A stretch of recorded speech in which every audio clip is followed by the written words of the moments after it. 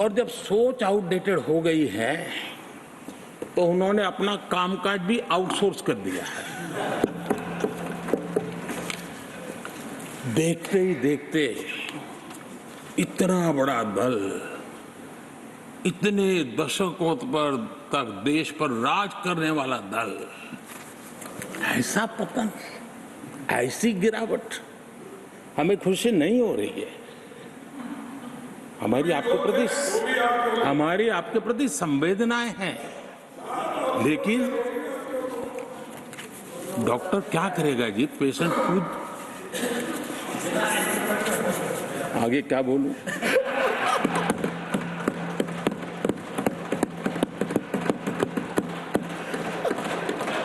आदरणीय सभापति जी, ये बात सही है कि आज बहुत बड़ी बड़ी बातें होती हैं, सुनने की ताकत भी खो चुके हैं, लेकिन मैं तो देश के सामने बात रखने के लिए जरूर कहूंगा, जिस कांग्रेस ने सत्ता के लालच में सरेआम लोकतंत्र का गला घोंट दिया था,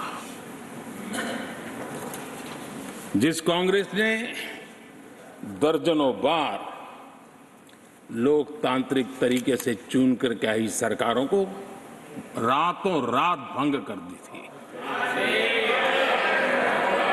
बर्खास्त कर दिया, जिस कांग्रेस ने देश की संविधान लोकतंत्र की मर्यादा को जेल के सलाखों के पीछे बंद कर दिया था, जिस कांग्रेस ने अखबारों पर ताले लगाने तक की कोशिश की, आवाज,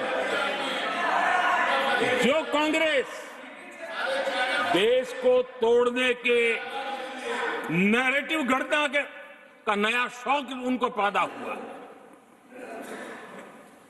इतना तोड़ा कम नहीं है, अब उत्तर दक्षिण को तोड़ने के लिए बयान दिए जा रहे हैं।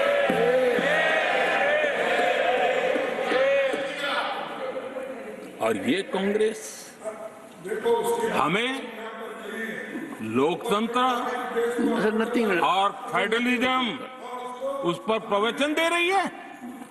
आदरणीय सभापति जी, जिस कांग्रेस ने nothing address will go on record और भाषा के नाम पर देश को बांटने में कोई कसर नहीं छोड़ी, जिस कांग्रेस ने आतंकवाद और अलगाववाद को अपने हित में पनपने दिया, जिस कांग्रेस ने नॉर्थ ईस्ट को हिंसा, अलगाव और पिछड़ेपन में धकेल दिया, जिस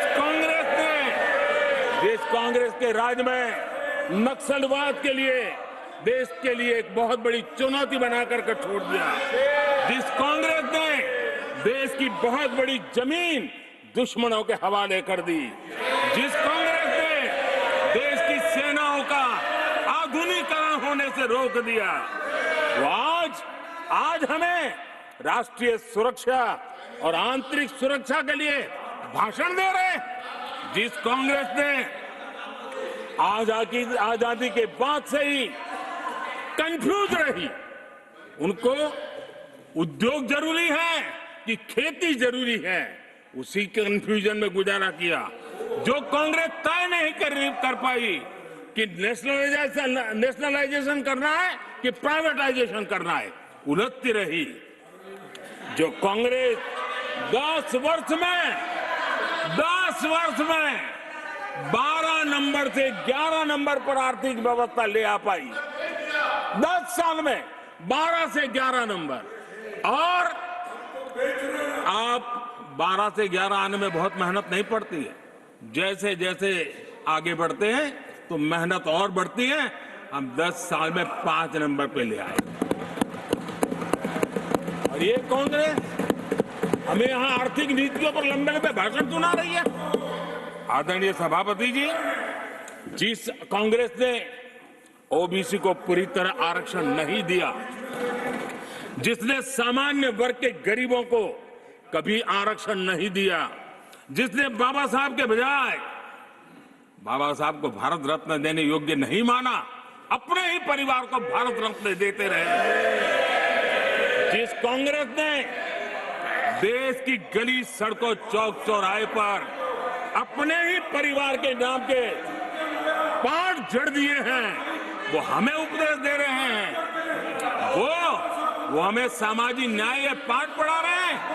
आदरणीय सभापति जी, जिस कांग्रेस के Nothing will go on record, only the जिस address will go on Congress record. के अपने नेता की कोई गारंटी नहीं है, अपनी नीति की कोई गारंटी नहीं है, वो मोदी की गारंटी पर सवाल उठा रहे हैं।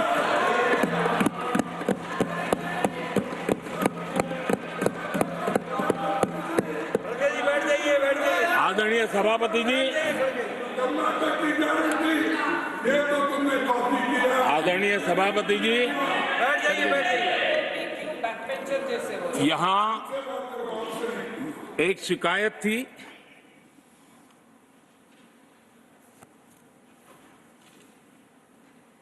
और उनको लगता है कि हम ऐसा क्यों कहते हैं, हम ऐसा क्यों देख रहे हैं। देश और दुनिया उनके 10 साल के कार्यकाल को ऐसे क्यों देखती थी? देश क्यों नाराज हो गया?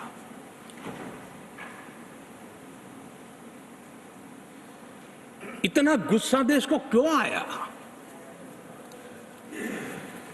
आदरणीय सभापति जी, हमारे कहने से सब नहीं हुआ है। खुद के कर्मों के फल और अब तो सामने रहते हैं, वो कोई दूसरे जन्म में नहीं होते हैं, इसी जन्म में है। आदरणीय सभापति जी, कुछ हम किसी को बुरा नहीं कहते, हमें क्यों कहना चाहिए?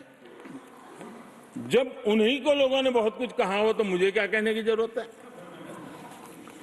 मैं एक वक्तव्य सदन के सामने रखना चाहता हूं। मैं पहला कोट पढ़ रहा हूं। सदस्यगण जानते हैं, ये कोटेशन है। सदस्यगण जानते हैं कि हमारी ग्रोथ धीमी हो गई है और फिस्कल डेफिसिट बढ़ गया है। महंगाई दर बीते 2 वर्षों से लगातार बढ़ रही है।